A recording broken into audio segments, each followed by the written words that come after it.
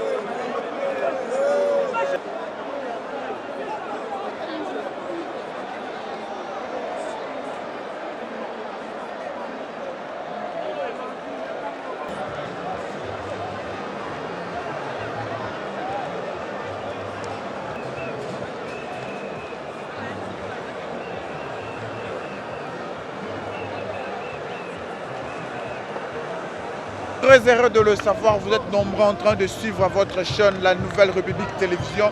Bon, mais comme on vous le dit toujours, vous informer en temps réel, c'est notre devoir. Vous allez remarquer avec moi, ici nous sommes au stade de Martyr aujourd'hui sur le 19 novembre 2023. Oh, ils allaient qui m'ont prévu pour le lancement de la campagne des candidats au niveau présidentiel, national, provincial, y compris communaux. Oh, bah, ça là, les campagnes, bah, lancer campagne.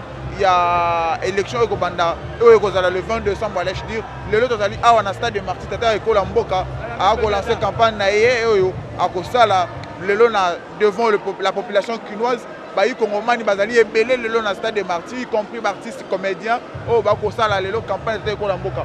Mon amboka, le lot allé dans un stade de Martyr pour le lancement de campagne de Kolamboka. Sentiment niveau pour vous montrer que 2023 décembre élection. D'abord sentiment liboso ezali victoire. OK. Donc tokumisi ndambe po apesi ba Congolais victoire. Po mboko depuis tozwa ngo le 30 juin 1960 première fois Congolais azwa bokonzi. Donc surtout Congolais oyo azali chrétien. Congolais oyo andimi kozwa mboka na biso pe apesa ngo na maboko ya Nzambe. OK. Moko na mboka, mona mboka mokonzi mboka Félix Antoine Tshisekedi Tshilombo. Biso to ndimi ye Peto Poni pour la deuxième seconde mandat na ye. Nous sommes des artistes et comédiens, tous en a part mon responsabilité pour la politique à Congo. Très bien. Mboko yo tozoko bunda bitumba ezate kaka pona FARDC ou bien la police. Peuple congolais peut biso pe tous en a rôle. Ya ko bunda pe pour l'intégrité territoriale, surtout pour la unité, pour la paix, pour la kotonga mboka.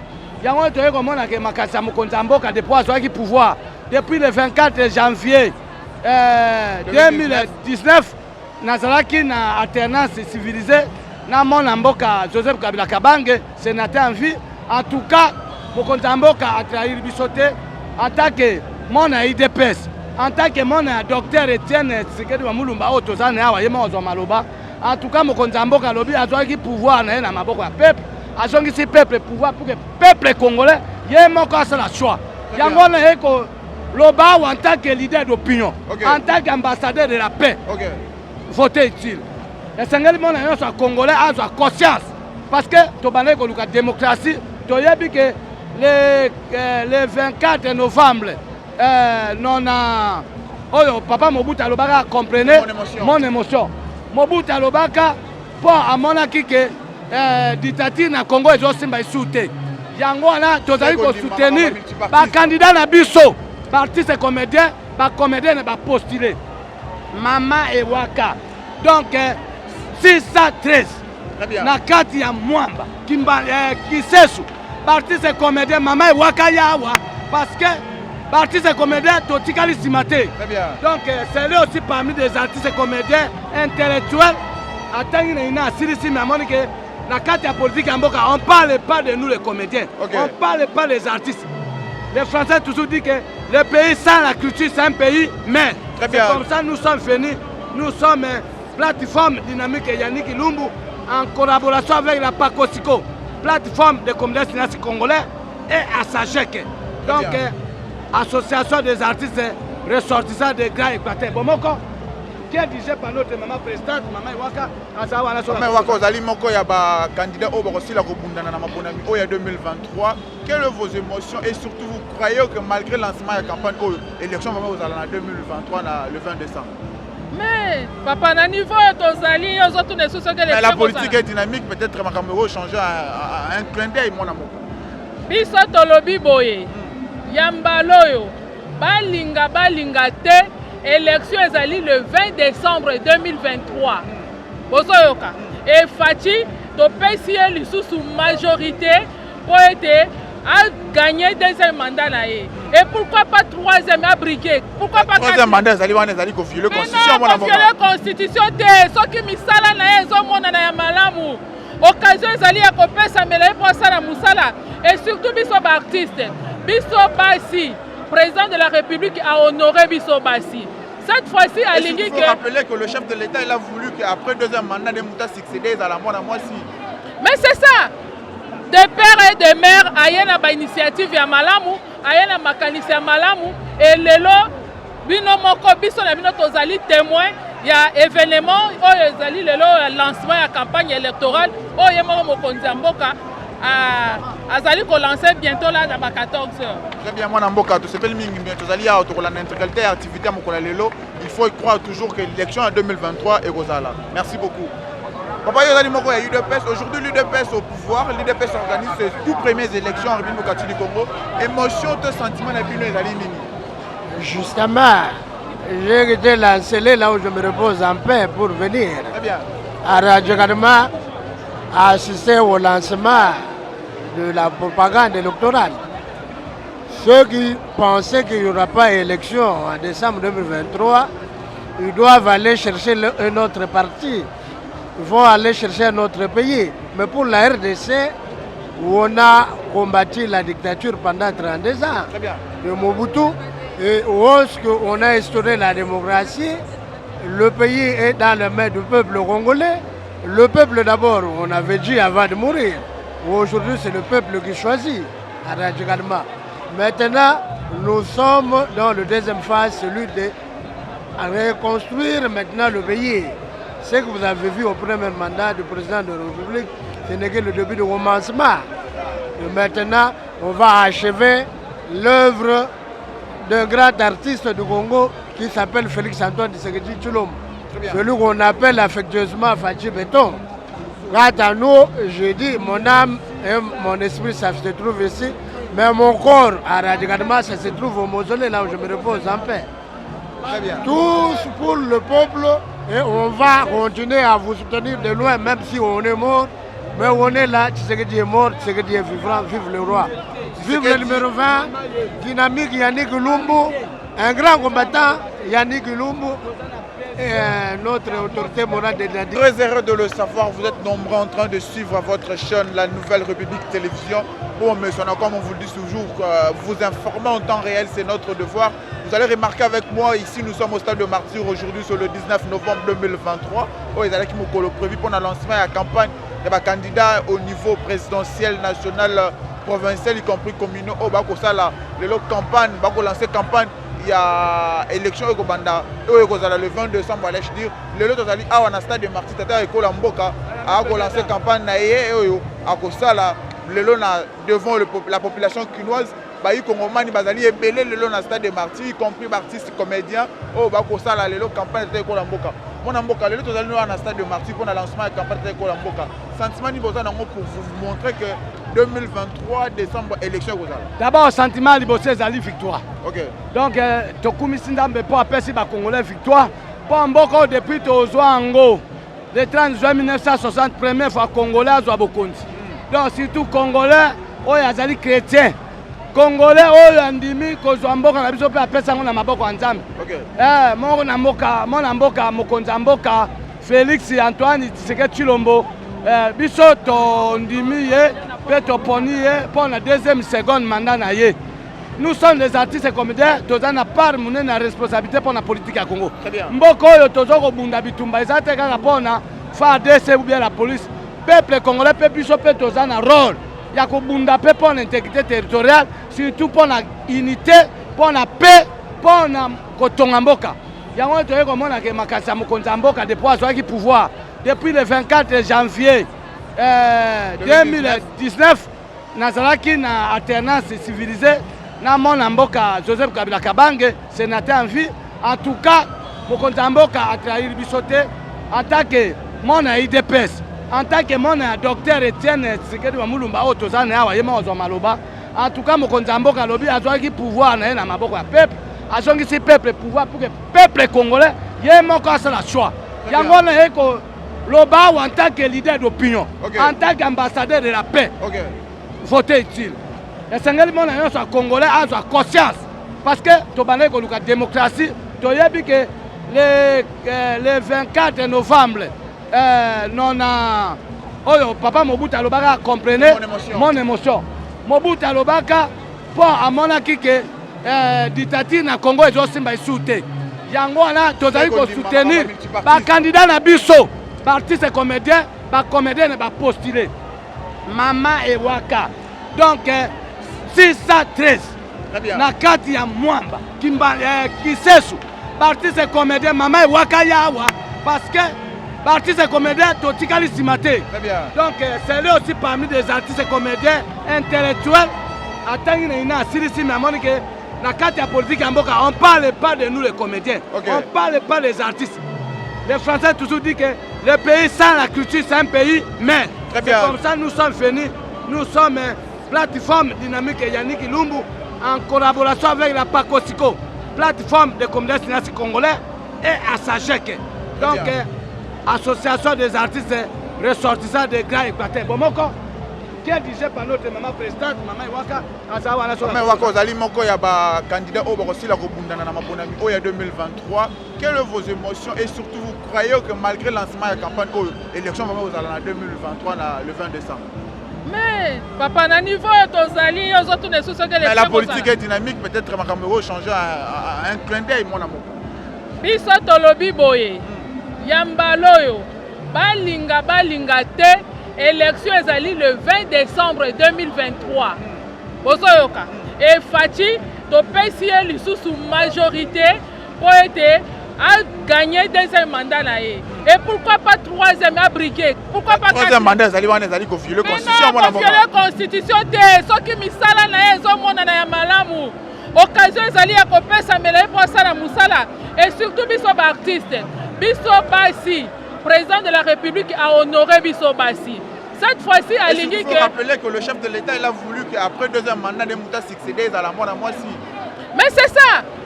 Des pères et des mères ayena ba initiative ya malamu ayena makanisi ya malamu et lelo bino moko biso na bino tozali témoin ya événement oyo ezali lelo lancement ya campagne électorale oyo moko mokonzi ya mboka azali ko lancer bientôt là dans 14 heures. Très bien mwana mboka to sepeli mingi bien tozali ya to la intégralité activité mokola lelo il faut croire toujours que l'élection en 2023 est rozala. Merci beaucoup. Papa Yozali Moko ya UDPS, aujourd'hui l'UDPS au pouvoir, l'UDPS organise ses tout premières élections en République du Congo. Émotion, ton sentiment na bino ezali nini? Justement, j'ai été lancé là où je me repose en paix pour venir. Très bien. À Radio Kadima, assister au lancement de la propagande électorale. Ceux qui pensaient qu'il n'y aura pas d'élection en décembre 2023, ils doivent aller chercher un autre parti. Ils vont aller chercher un autre pays. Mais pour la RDC, où on a combattu la dictature pendant 32 ans de Mobutu, et où on a instauré la démocratie, le pays est dans les mains du peuple congolais. Le peuple d'abord, on avait dit avant de mourir. Aujourd'hui, c'est le peuple qui choisit à Radjigalma. Maintenant, nous sommes dans le deuxième phase, celui de reconstruire maintenant le pays. Ce que vous avez vu au premier mandat du président de la République, ce n'est que le début du commencement. Et maintenant, on va achever l'œuvre d'un grand artiste du Congo qui s'appelle Félix Antoine Tshisekedi Tshilombo. Celui qu'on appelle affectueusement Fachi Béton. Quant à nous, je dis, mon âme et mon esprit, ça se trouve ici. Mais mon corps, à Radjigalma, ça se trouve au mausolée, là où je me repose en paix. Très bien. Tous pour le peuple. Et on va continuer à vous soutenir de loin, même si on est mort. Mais on est là, Tshisekedi est mort, Tshisekedi est vivant, vive le roi.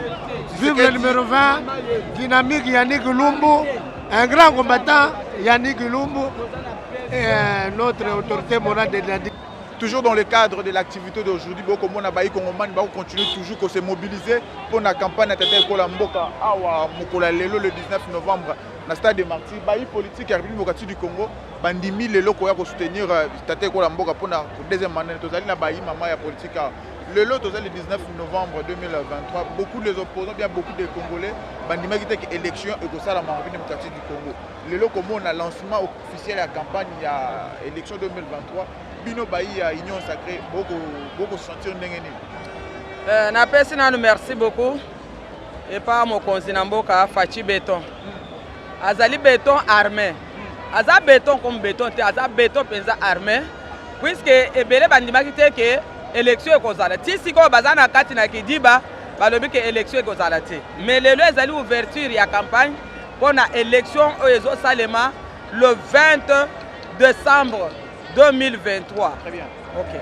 Mais quand la lelo condition aux élections organisées, tu dis que Félix Antoine Tshisekedi a organisé l'élection dans la situation où lelo territoire rebelle en Mboka ezali écarté dans l'élection entre autres Masisi Ruchu ils ont écarté mais bino bayi au bundaki pour la démocratie comme ça l'élection sans parti sur Mboka. Tozo sala puisque tokoki koboya kosala te tokokoma ba fainéant ou bien tokozwa défaite. OK. Bande kona biso wana ko comprendre bien boko sala rapona kosala ba élection. Tozo sala pona kosala te tozo sala puisque ezali likambo ese yebanaki que élection ekosalema ezali bien préparé. Okay. Bande kona biso wana bazali ko soutenir bango ba kosala élection ba kokufa te. Bakozana bomo. Matondi mingi mwana mboka. Merci beaucoup. Toujours dans le cadre de l'activité à Mokula Lelo, il y a lancement officiel, il y a campagne, il y a élection présidentielle, législative, y compris provinciale. Oyo toza a un stade de Martyrs. Tozali na moko ya bayi candidat ya l'UDPS, azali candidat député national à Mwamba, Maître Boss. Lelo, les Congolais ne croyaient pas que les élections seraient en décembre. Comment on a lancement et la campagne d'élection? C'est quoi votre motivation d'aujourd'hui? Merci pour la parole, papa journaliste. Parce que l'organisation de la CENI nous prouve qu'on peut y aller aux élections. Et je pense que repousser ces élections n'aboutirait qu'à des désordres encore en plus. Et le lot, je pense, Mokondi Mboka a aussi CENI, Biso peut toujours en Simana et Torotosa, Oyogo a Pessibiso. Je prie Dieu que nous soyons les Kamalamu, peu Québec ou les Kamalamu. Mais l'UDPS, l'UDPS a parti à la démocratie.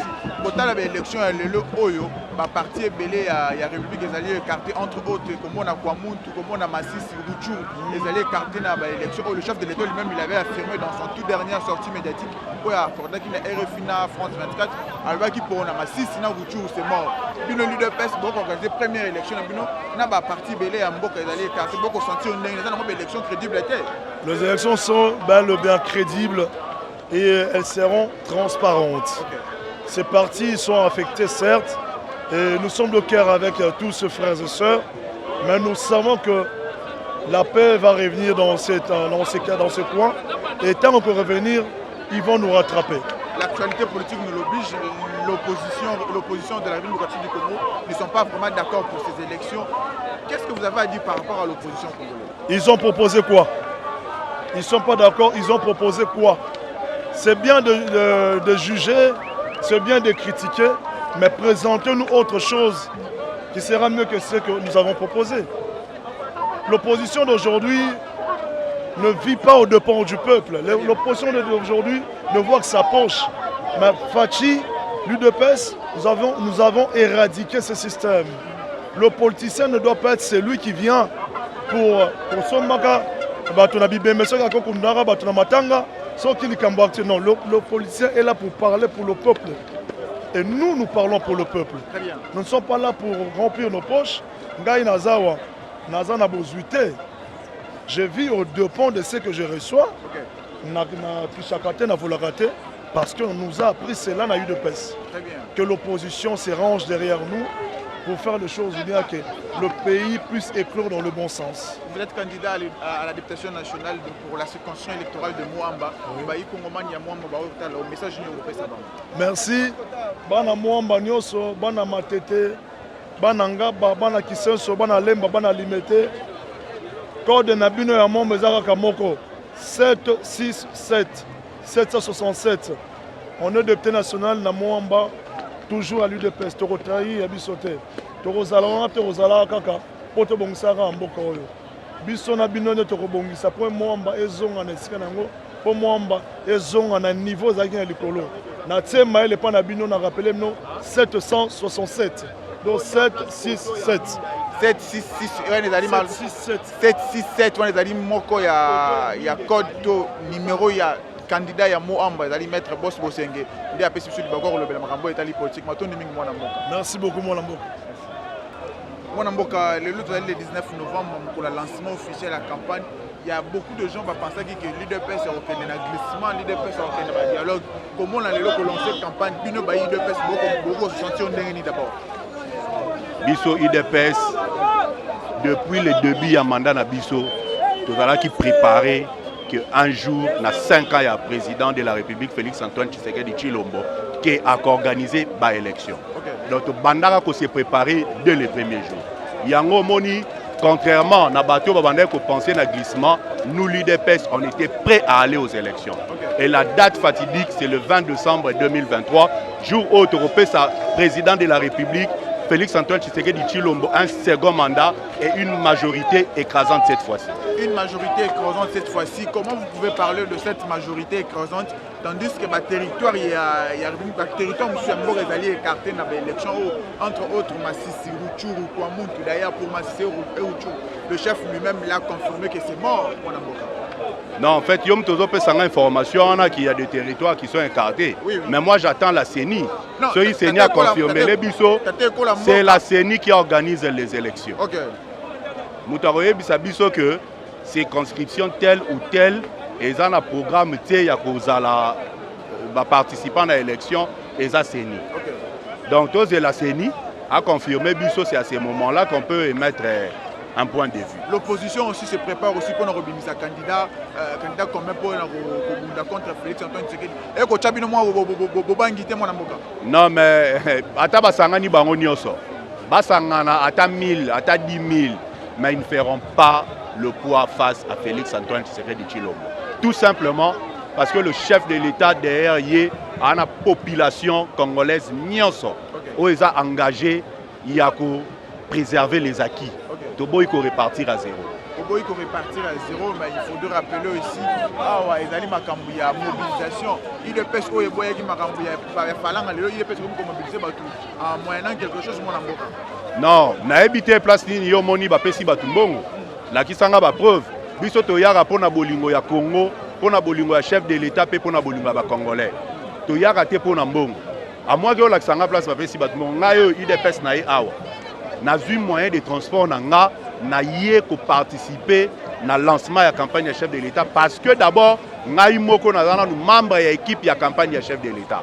C'est pour cela que je suis là aujourd'hui pour que Maramounion soit tambola malamu nanga nakati. Ah bon qu'on lancer campagne officiellement le 19 décembre. Puis nous au niveau IDPS, ils allaient être ko la mbokati. Ah qu'on lancer officiellement la ville à Kinshasa et puis à l'intérieur. Et vous au niveau de l'IDPS, comment vous vous préparez pour affronter maintenant ce réalité au ebandi moko la lelo?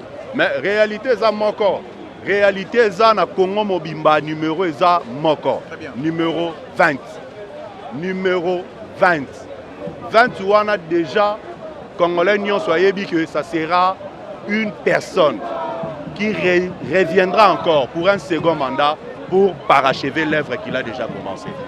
Donc, sur le terrain, tu as dit que tu as minimisé l'adversaire, mais tu as dit que le président de la République aura ses 80% des suffrages valablement exprimés pour être élu pour la seconde fois. Merci beaucoup, les journalistes. Mon amboka ozali moko ya UDPS et surtout ozali candidate conseillère communale ya commune ya Lemba. Lelo mokolo boko pour le lancement ya campagne ya chef de l'État. Comment vous vous sentez tandis que étant que ozali sous moko ya UDPS? azali ko se sentir très à l'aise na lancement ya campagne ya mokonzi na biso son excellence Félix Antoine Tshisekedi Tshilombo yenda azali champion na biso bao mususu wana ata bazali mulongo ata bazalaki 100 candidats toyebi ki akobattre bango bakoya nzela moko bakoya ko vivre échec na bango na bairme bakoya nzela moko ko vivre échec na bango na nini communication nini to eloko nini tete ko la mboka akoloba pona ko confondre sur bayi ko moment ba pesa yo deuxième mandat eloko tozali koloba mokonzi ya mboka na biso déjà assez apposé ba jalon na ye tozali na minute au premier mandat na ye tozalaki lokola avion ezosala taxi deuxième mandat ezali décollage oyo tozali kosenga na bana mboka nyonso congolaise jeune congolais choix ezali kaka moko Félix Antoine Tshisekedi Tshilombo yenda azali na avenir ya mboka ezali na maboko na ye Mwana moko azali candidate conseillère communale ya commune ya Lemba bayi kongomani bakolanda travers la nouvelle république télévision message nini okosenga na bayi kongomani mpona baélection oyo mpona baélection oyo nazali candidate na conseillère communale na commune ya Lemba nazali kosenga na bana ya Lemba nyonso basoutenir ngai nazali moko ya mwana Lemba na kobili na Lemba nayebi nani bakwa nyonso ya Lemba mpe nazali komaîtriser commune na biso malamu moko la bino ndeko na bino ya mwasi na bimisi pe mutu nazali parmi bao bapostule bochanga maboko nayebi ke ngai moko na kokoka te mais soki bo soutenir ngai na komata atonde mingi mwana mboka toza ko remarquer le mokolo ya lancement ya campagne une forte mobilisation ya bayi bilenge ozali moko ya bilenge mo présence na bino a ezali conditionné sur quelque chose to ezali kaka bolingo oyo boko porter sur choix Félix Antoine Tshisekedi. Bon, merci na maloba na yo. Tout d'abord, eza bolingo. Eza non bolingo parce que so lingi mutute okoko ya bongote. D'abord bolingo parce que raison primaire na nous ya objectivité lelo eza bolingo, c'est l'amour. L'amour quel que soit l'argent quand il y a pas l'amour et mon en a pas kate. Donc on est venu soutenir notre candidat numéro 20 compte tenu à Bolingo. Parce que personnellement, parce qu'il m'a rendu convaincu. Il m'a convaincu vraiment. Parce que dans sa nuit de la partie gauche ou droite, je suis tel que je suis indépendant.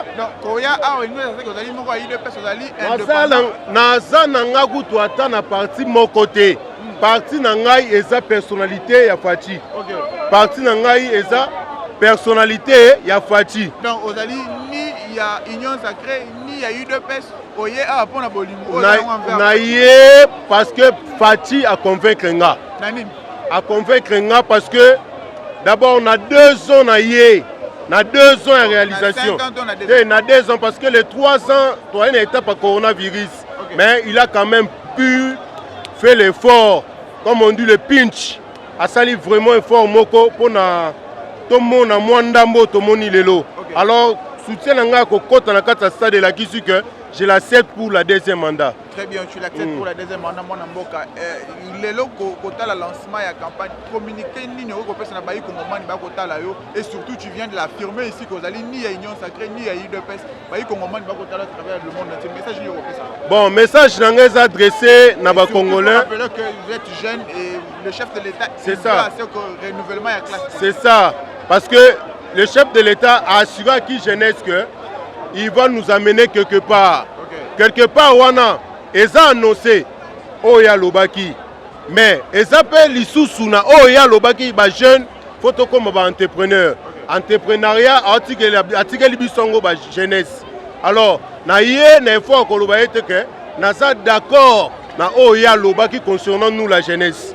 Donc na ça d'accord na yango. En tout cas quant à moi vraiment na mayenyo surtout et que zele kalelo pour dire à la jeunesse que lobby na bisonde yangoyo lobby na bisonde yangoyo 5000 ba 2000 non netinga na ebiso tout à l'heure au début à question na yo na ye ni pour parti mon côté parti nanga eza le président de la République yende parce que il m'a rendu convaincu alors naza vraiment pour assurer la jeunesse que total là ce qui est en ce monsieur le président de la République ce qui est en lui Très bien, mon amboka. Nous allons comprendre que le Batoubaye, a eu deux cité. Les alliés ont la propre volonté parce qu'ils se sentent convaincus.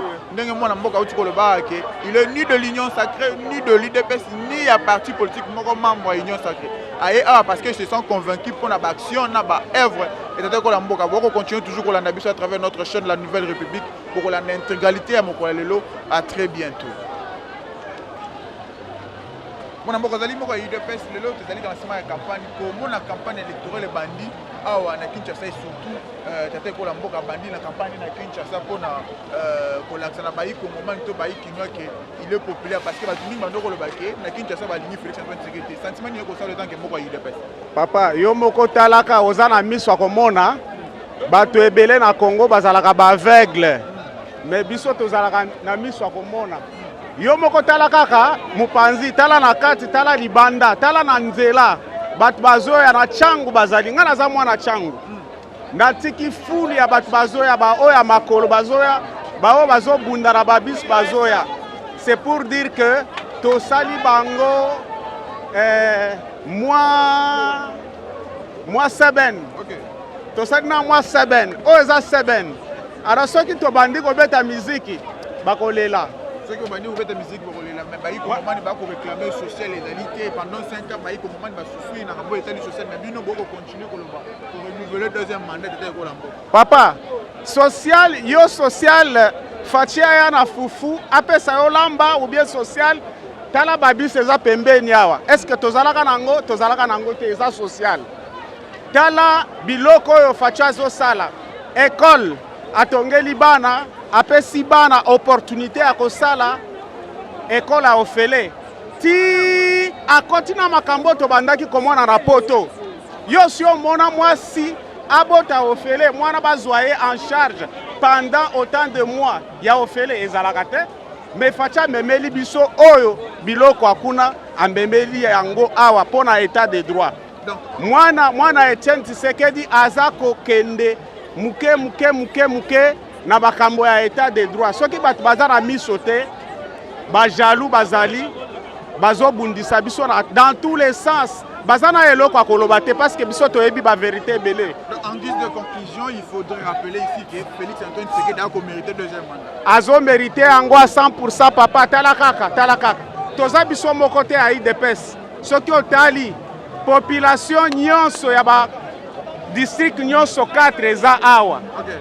Soki olingi baluka yo moko za témoin. Objectif ezali ko laksa bayi ko moment ni Tshisekedi azali populaire na Kinshasa. To aza populaire kaka na Kinshasa te aza populaire na Congo mobimba. Ngana na uta Katanga. Na Katanga Moïse alobaka ke ya azali Katange.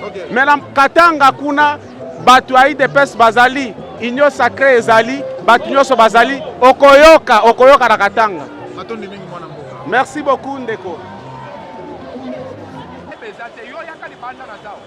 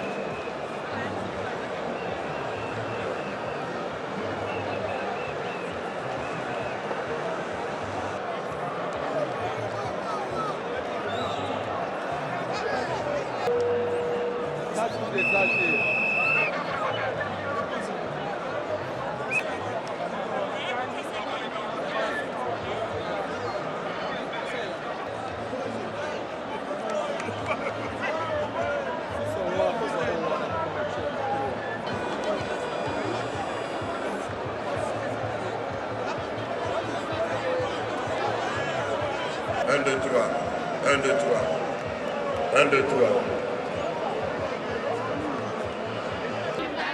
Très chers téléspectateurs, vous suivez en direct sur la Nouvelle République Télévision Jonathan Safou qui se trouve actuellement à la stade de Marty. Voilà un sentiment à la stade de Marty. C'est la directe à la stade de Marty.